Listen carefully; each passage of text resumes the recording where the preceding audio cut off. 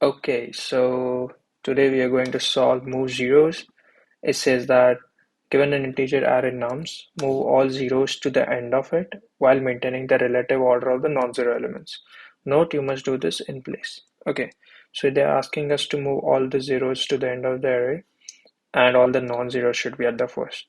Uh, so yeah, I mean the very first thing I can think of is you just go over the array and whenever you see a non-zero element, you move it to the start of the array and you keep doing this till you reach the end of the array.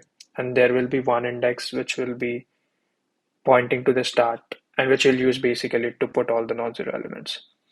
So this way you can do it in place in O of n. So yes.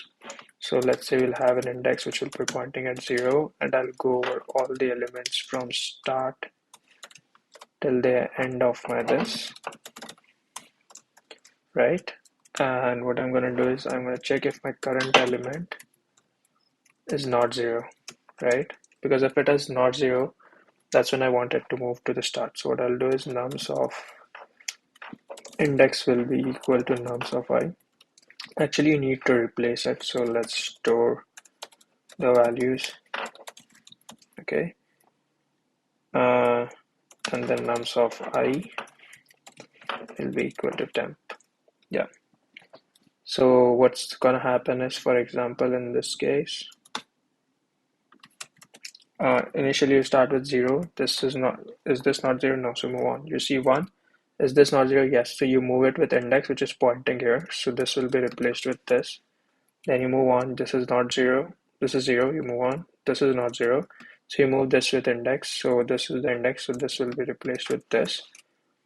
Then you move on. This is not 0. So this will be replaced with index, which is this value. So yeah, this is how it works. Let's check. Okay, this did not work.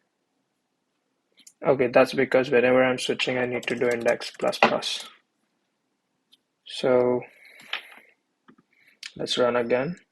Yeah, looks good. Submit. Awesome. In terms of time and space complexity, the time is O of n since I'm going over there just once.